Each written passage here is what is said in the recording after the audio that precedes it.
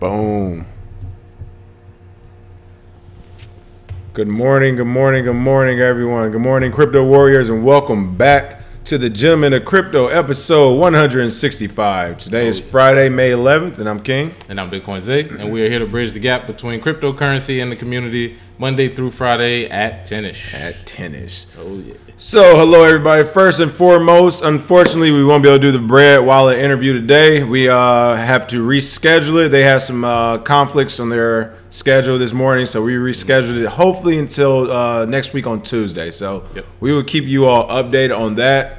What's going on, Sergeant Crypto, Antonio, Ramo, John Siebert, Constance Jules. I say I'm here on time. Ramo Jones. He said he messed up the send button. Gia Rodriguez, Psycho Bunny Jones, S1 Dubs, everybody. Yes, this is a 10ish morning. We go back and forth from it. But yeah, let's get started. Who won the free Bitcoin yesterday? Oh, yeah. So for our free Bitcoin winner, another regular here, Sergeant Crypto. Thank you for your comment. Great comment. I actually didn't think about it, but when we asked the question, which country would be most likely to use Bitcoin because of sanctions, I forgot Cuba was actually sanctioned already before, and those sanctions were just taken off recently. Sanctions. And most people don't think about Cuba like he stated. Most people kind of, write them off, don't think about it. But it would be interesting to see them basically use Bitcoin so that they can't be sanctioned ever again because they've already had that experience. So good comment there. Sent that free Bitcoin to you. Appreciate you, Sergeant Crypto. Yeah, they had a long ongoing sanction. Yeah. More than likely, no. Alex Daly said we'd be seeing us a consensus. No. Nope. Yeah. It's a good popularity show. There'll be some good names there. It's not time yet. It's not time yet. It's not for us yet. Not for us yet. All right, let's get going. South Korea's largest crypto exchange, Upbit, investigated by police.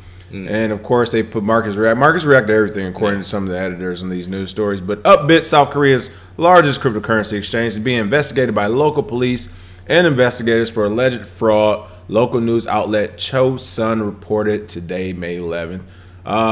It says the Upbit is a exchange, of course, run by a subsidiary of Korean tech giant Keiko, and currently the fourth largest crypto exchange globally by 24-hour trade volume.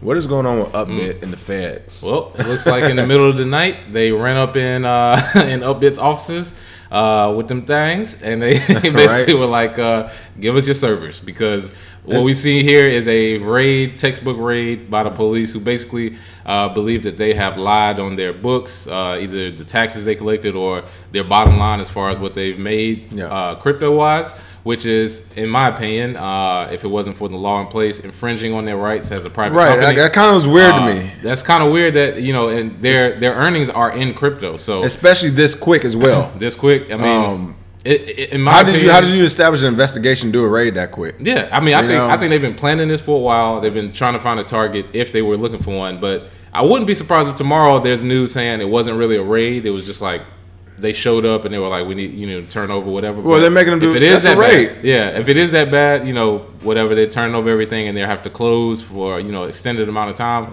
That's definitely not a good thing in the short term. However, I will say those people who have the crypto on those exchanges aren't getting out of crypto. They're just moving it to another exchange. So the big sell-off we saw this morning, I wouldn't be shorting right now. I would say that. Right.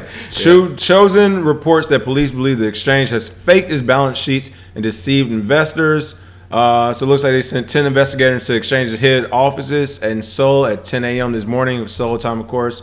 And they're looking to access the company's computer system to audit the exchange virtual currency holdings. So again, it's one of those things where, as a private company, if you tell the government, no, I'm not going to show you my crypto holdings, what can they do? Can they arrest you? I mean, do they, how does that work? You go through the same criminal trial proceedings, all because you want to show them your balance books? Yeah. And then who's also investing in them of having, defrauded investors? Are these investors going after them? Yeah. It's a lot of holes in this story right now. Yeah. And again, one of those things where, how did you raid them that quick? How did you do an investigation to raid them? So yeah. And it might be something in the background. A lot of these exchange CEOs, they actually have conversations with government officials all the time, And believe it or not, these people actually have human emotions, and they don't like some of these exchanges. That's true too. They don't like some of the CEOs. Some of them don't like government people. Or rival exchanges, competitions. Yeah, they may tip them off like, I got this envelope for you. I need you to go busting them offices real quick. Oh yeah. Or some people are like, hey, I got these buy orders at at a certain level. We need some quick FUD. Go ahead and put this out. Yeah, that's true too. So it's a lot of business. It's the wild west of business too. So you're right. Yeah, a lot of stuff, but honestly, I like the last one you said. They could have just actually had some low sell or some low buy orders in already. I mean, we're about to take off next week. It looks like possible. So like you said, had that buy order in already. Hey, we got rated, and of course the price dips a little bit. Go ahead and get that. Again, people, you're talking about millions of a Bitcoin. That's a lot of money you just saved. $300 or $400, $600 drop. That's a lot of money. So I don't know. We'll see. Yeah, definitely. Again, with all these stories and all these investigations and raids, I don't believe either side until we see the facts and the evidence. And like I said, right now, this story has like a ton of holes in it. All we know is that they were raided, though. Speaking of moving Bitcoin, though, 8,200 Bitcoin moved from Mt. Gox wallet. Possible sell-off affects Bitcoin price again. Everybody's saying it's going to affect Bitcoin price. What is going on with Mt. Gox again? Okay, so those of you who've been following the Mt. Gox trustees story, basically they have thousands of Bitcoin to move, and basically when they sell off, or when they move the Bitcoins from wallet to wallet, you can see it move. I believe they have a link in there where you can track it. And basically when they move it, they've said they don't do it through exchanges, but when they do it over the counter, maybe there's somebody shorting it via futures, which pushes the market down. So whether they do it directly or indirectly, it looks like Mt. Gox, when they do their quote-unquote sell-offs, a lot of people are shorting. So 8,200 Bitcoin was moved. That's a pretty good amount, especially in a market that doesn't have the liquidity of some of the bigger markets. So it's a story to keep up with. However, I mean, I don't want people to think this is the end-all be-all, that they could just sell off to the ground. That's not how it works. It's literally like order books and stuff that they have to do in order to get these orders through. So outside of a regular correction, I don't see this being a big deal, but it's a story. They have to put it out. Right. Yep. We got to put it out. Especially when the price is moving, you got to say something about it. Mt. Gox is great clickbait. At the end of the day, I mean, people, even if Mt. Gox sells everything off, which I highly doubt because they're a crypto company to begin with, so they definitely believe in it. But even if they sell everything off, I mean, that doesn't affect anything. The technology hasn't changed. No. The market, you know what I mean? It just affects the short-term look of the market. But as far as, the use case, tech behind it, all those good things that everybody actually loves about crypto, not just price point and all that, it doesn't affect it. So, yeah, I mean, if it does sell off, hopefully it'll get rid of the weekends and everybody who's in there, just in there for like 10 minutes or get rich quick, and hopefully, you know what I mean? Yeah. So long term, I don't think it will affect anything, even if they did really sell everything off. Yeah, and remember, Mark Caprala said he doesn't even want the billions. Yeah. Quote unquote. Say that publicly. Yeah, he said, I say that publicly, but I don't think that sell off actually, what I think the sell off does is the news of it drives people to want to sell because of what it supposedly is supposed to do. But I don't think it drives the price that much. Yeah, we don't think it drives that much. Nah, not at all. Some positive news. Pineapple Fund writes farewell post, reports that all funds have been donated. If you remember, we actually talked about Pineapple Fund. Yeah, you know what? Congratulations. We talked about Pineapple Fund before as a Bitcoin-only charity, has reportedly accomplished its ultimate mission and donated 5,104 Bitcoins or $55 million worth to various nonprofit organizations. The fund's creator wrote in a farewell post on Reddit yesterday on May 10th, Thursday.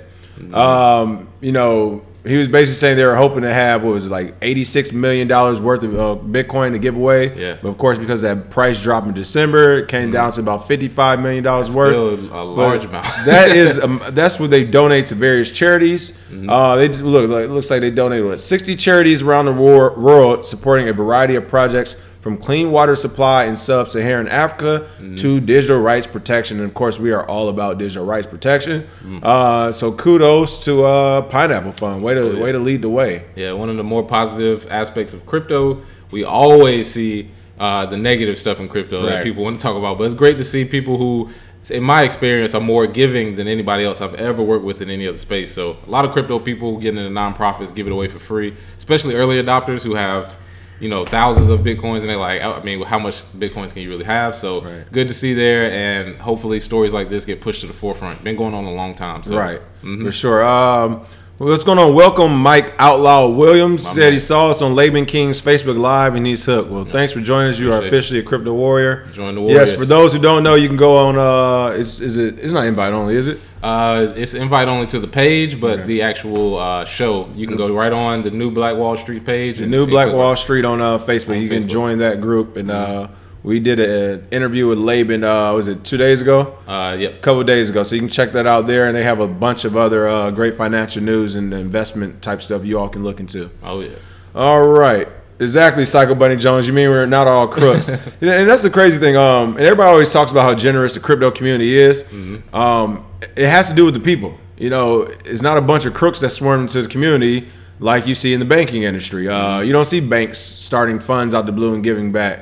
Unless it's a PR stunt, usually a PR campaign. Tax write-off, yeah. And this kind of goes to show as far as self-regulation and taxes in general. We have to tax crypto. Not really. If you just, in your city or region, you say, hey, we need money for roads. Hey, we need this, we need that. Donate. Yeah, can somebody donate? Yeah. Yes, if people have a lot of crypto, they will donate. So, again, this is kind of crazy that there's good people left in the world, so. Exactly. De Beers tracks diamonds with blockchain for the first time. Word. Global diamond giant De Beers announced Thursday that it tracked 100 high-value diamonds from the mine to the retailer using blockchain technology. They say this is the first time a diamond's journey has been digitally tracked from mine to retail. This new platform is called Tracer. It's expected to launch later this year and will be open to the entire diamond industry. But I don't know. We kind of talked about these type of things before. Where how do we know what they're doing is true? It's the De Beers Corporation. I mean, as soon as you say the name, you should already say where is the hook, right? Because the global scamming giant De Beers, which is too basically funny. You're keeping it all the way real. Yeah, all right. They basically tricked everybody thinking diamonds were worth anything, so now they are. Man, so they got a beef with De Beers. Yeah, I mean, I don't have a beef with them. It's just funny that they're supposedly using blockchain to track the diamonds. However, whenever you use blockchain technology, the central source has to be decentralized, meaning it's not. So when you talk about the diamonds leaving the mine, we don't know how many diamonds in the mine. We don't know the quality of them when they leave. However, I believe they will use this as a way to advertise. We can get fraudulent and fake diamonds off the market. We can protect our customers. I can see the marketing scheme from a mile away. And honestly, with the Beers Corporation, this will help them actually improve their business, which may not be too good for most people because of some of the stuff we've seen with their business practices in different countries. Well, and I was just about to highlight that. Go ahead. It's blockchain technology, so it's good promotion. Yeah, you got to throw that word into it. De Beers, which was founded in 1888. First of all, I don't trust any company founded in 1888. Period. Yeah, it's so much bad history from there to now. And not just in America, around the world, it's bad history in many countries. So De Beers was founded in 1888, operates in 35 countries worldwide, with mines all throughout Africa, the continent, of course, and Canada. They've held a monopoly on the world diamond trade to early 21st century, when basically countries were like, all right, enough's enough. They made them change their business model because, of course, the blood diamonds. But they said in 2014, the global diamond trade was worth $81.4 billion. Again, I'm kind of with you on this as well. Yeah. Come on, you've been a company since 1888. You're not adverse to doing things to make sure you survive. Yep. And blockchain tech is just the next thing up. They're leading the way in the diamond industry. But again, I saw a good comment on here. Here is it. This will not stop. Doug Heff said this will not stop blood diamonds. Blood diamonds will simply not be added to the blockchain. Exactly. It's that simple, people. It's that simple. So this is a market employ of the finest kind. Of the finest kind. It is. I mean, they've been doing it for years. Of course. I mean, honestly, I think they had the most successful marketing campaign in history, so to say, based on the actual value versus how much was made. So, kudos to them for that strategy. But I want to know who one of their first PR people were, and so I can do my homework and learn from them because. Like you said, diamonds aren't valuable at all, but they somehow convinced the world that diamonds are very valuable. Yeah, they had so whoever that right, yeah, you know what I mean? Madman. Yeah, that was a good marketing scheme. But this is one of those things where everybody, like we said, everybody's gonna throw blockchain in their name, even if they just say we're experimenting with it. They're gonna throw it in there at some point. So Of course. Only the beers I trust are Pacificos. But anyway, Stellas. This crypto vending machine can tell you if you're 21 and sell beer. Is this deployed? No. Civic Key, of course, you know, by founder Vinny Lingram from South Africa's Shark Tank. We've also did the best altcoins we buy on him. And also, we talked about this the other day. We did a live feed of his ICO when it came out. Well, if you don't know Vinny is what everybody calls a contraindicator. Basically, if you follow him on Twitter or anything, everything he says about the crypto industry or which coin is going to pop next, just do the opposite and you usually end up all right. But of course, instead of focusing on building Civic Key, he is focusing on everything but, and announced Friday the San Francisco-based startup will unveil the world's first crypto beer vending machine at CoinDesk Consensus 2018 next week. Oh yeah. You know, basically Civic is a identity solution how could you explain it? Well, it's basically identity solution protocol. Yeah. They use Civic on this beer machine to identify whether you're 21 and up. Which is why it's important, because if you have that verification through Civic already, you don't have to enter that information over and over anywhere. So whenever you're using digital tokens, if your Civic key is attached, basically anything you just use your either fingerprint or I guess the app to scan it, and you can buy beer. It'll know you're 21 based on the background check you have to do with them to start. So. Okay, that's what I was about to say. So people know, because I have Civic key on my phone. You have it too, right? Yep. So how is this not centralized? How does this actually work? If, you know, who's the one to verify this is your age and all that good stuff? Absolutely. Well, Civic basically has a sign-up process, KYC process, like anybody else. And with Civic, all they really do is make it more convenient. They don't actually make it more decentralized or anonymous. So if you want to use it, like I said, it's two economies. It's the centralized digital economy, then the decentralized one. This one is good for centralized because, like you said, you don't want a bunch of 16-year-olds grabbing beers. So there are use cases for this. And this beer thing, I think, is a good announcement, so to say. It's fun, it's light. No, yeah, it's not something that's industry shaking. But it's good to see they're on track with using their technology, at least. And Civic said the machine will aim to release up to 600 free beers daily at the conference. Maybe we will go. Oh, yeah. Might not be a bad thing. You didn't tell us about that part, Vinny. But yeah, so, you know, Civic Key is definitely one of the first, if not the first, in the industry that really focused on these identity solutions. I know, of course, what was it? Stratus was supposed to have a platform coming out as well. Of course, there's actually some centralized versions too, coming from like, you know, Bloomberg and some of these guys. But no, seriously, Civic's done a good job so far. Look forward to see what they're going to do next. The vending machine thing is a pretty cool idea if it works the correct way. Yeah, I mean, like you said, you got the identities decentralized. And now it's just in the cloud basically, and you can go to vending machines or go to stores and just buy alcohol. So we'll see. Right. Facebook may issue its own cryptocurrency beer report. Now this report looks very sketch. Very sketch. However, it wasn't a surprise. I mean, literally, I think yesterday we talked about it, right? We said, you know, the chances of them buying Coinbase are pretty high, or them launching their own thing.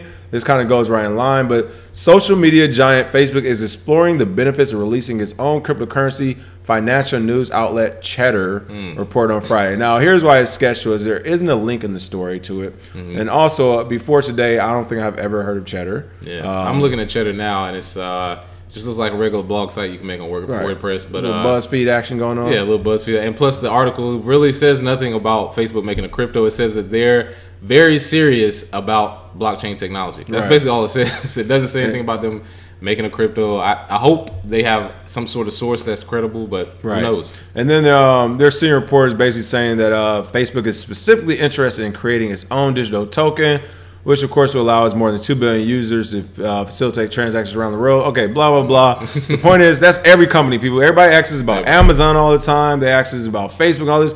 They all want to do it. They all want their own blockchain. They all want their own coin. They all want their own ICO. They all want their own everything. So let's just stop asking. Of course, it's about, you know, everybody looks at the price, and when they ask these questions, they want to know really the real question is, when will they do this so the price can go up? No one knows, because these are big businesses. They have their own teams. It's private. They'll probably let you know when they're already in place, and like that 24-hour notice that we've seen with a lot of these big companies. Well, we're not going to release it this week. Actually, we're going to release it tonight. Oh yeah. So it's going to happen with all these companies. Yeah, it will eventually happen. They all want to do it because it is in the best interest of their business. I mean, literally, we've seen businesses on life support add blockchain to their name, so of course they want to do all this good stuff. But as far as these reports, I wouldn't even get caught up into it because I mean that's like almost watching the price 24/7, looking at some of these reports. Some of these reports, they just go back over what people keep thinking. Well, of course, if Bitcoin is the new big thing that's out, every company that's already big, they're gonna think, oh, how can you put them together? How can you join them together? Right. It's almost like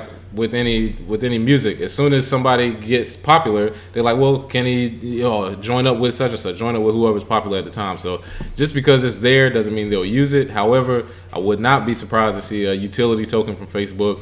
I believe from a law standpoint, that would be a nightmare trying to implement it. I mean, good luck with that. Right. But as a utility token to buy stuff on Facebook, to use Facebook, I can see it working. They've already had like farm bill tokens. It makes sense. Yeah, it makes sense. Keep your money in house, basically. That's all.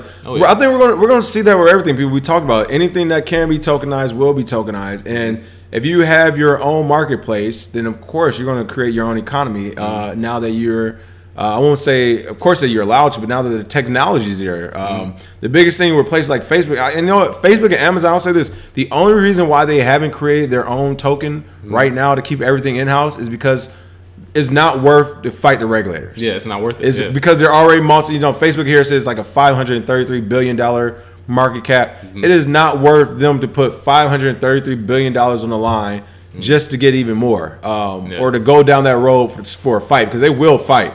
The moment regulators realize that Amazon and Facebook and Twitter and whatever, all these other big services, Google, imagine if Google had a coin and you had to search with it and stuff. Come on, people. I mean, they're going to do this stuff, but if they were to unroll this stuff right now and literally cut out U.S. regulators, oh, man. Listen, it would be a new day. Military's coming home right now. Like, they're like the war's at home now with these companies. We don't listen to them. So yeah, they don't want to risk that. They don't want to put up their money they have at stake to fight our regulators and to fight some of our policies, unfair as they may be. And that's the only thing that's holding them off.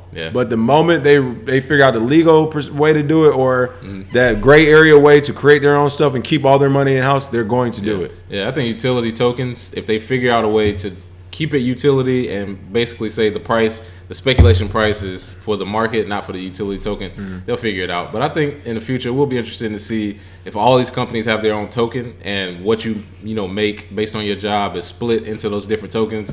Basically, what you spend will show what's most important to you. So, like, if you have Tesla coin or whatever, car coin, whatever, and you have Facebook and Twitter coin and food and electricity, it'll be interesting to see people, they spend all their money on Facebook coin, and then don't pay their electricity with whatever. So, I think anything that can be tokenized, they will try. Now, will they all succeed? Of course not. There will be some that have no reason. There's some now have no reason to even explore the possibility, but they will try. So. Facebook, we'll see. Morph said, want the tokenization of these assets, the Zoot coin, the Bezo coin, create a walled garden and kind of lead to centralization around the services they offer. Yeah, not kind of. It definitely will. We're not saying we're for this. Let's be clear. We're not saying this is a good thing or anything like that. We're just talking from a unbiased business perspective, so you can make better investment decisions. But yeah, it's definitely not a good thing, but it's no one to really stop them right now. Again, the only reason they haven't done it is because of regulators. But if they could get away with it, they definitely would. But you know what? The good thing about this in general is, and the blockchain and all this stuff that's coming out, is now you can buy some of these services, or you can use different services at a blink of an eye across the world and still get the same type of customer service. So if Facebook or Bezos and Amazon, all these people begin to have all these coins or economies centered to what they do, and it's very centralized, if you don't like it, you can literally leave now. It's so many more. The competition is about to blow up. You don't have a financial economy holding you back from, I like Russia's method of doing this, I like China's method of doing this, I'm just going to use their program. So that's that. And then Bartley 2007 said, for Facebook, congressional hearings are not the best segue into a token generating event. Yeah, it's pretty funny. Yeah, well, I guess they're trying to gear up their tokenization blockchain stuff to keep the stocks up, because they did take a hit. So yeah, this is pretty much nearing the end for them, I think. Right. All right, for the free Bitcoin today, what are we doing? How are we end this week off? Oh yeah, so for the free Bitcoin, going with the Pineapple Fund closing. Pineapple. Comment with your favorite crypto nonprofit. Let us know which nonprofit. Oh, thank you, Bartley. All right, Bartley, here. Let's throw it back on the cam so we can boom. There we go. Yeah. Much appreciated. Thank you, man. Yeah, let us know any crypto nonprofits out there. If you have your own, if you know about one, list them. Like I said, we'll choose a winner from there. Let us know why you put that crypto nonprofit, and we'll send you that free Bitcoin. All right. Favorite nonprofit for the crypto space or just in general? Just favorite crypto. Favorite crypto nonprofit. There's plenty out there, and let us know why you like it, and we'll probably donate to them as well. So. And shout out to Bartley 2007 for the tip. Greatly appreciate it. Thank you all for watching. Again, next week, hopefully Tuesday, we'll have that Bread Wallet interview set up with their CMO. Again, they had some scheduling conflicts today, so they had to reschedule. Other than that, have a great weekend. Of course, we saw the price slip as consensus starts to rev up, though. It'll be interesting to see what happens with the price, what talks of regulations, and all that good stuff. And, yeah, make sure if you all go out there, be safe, and have a good time. Have a good one. Cheers.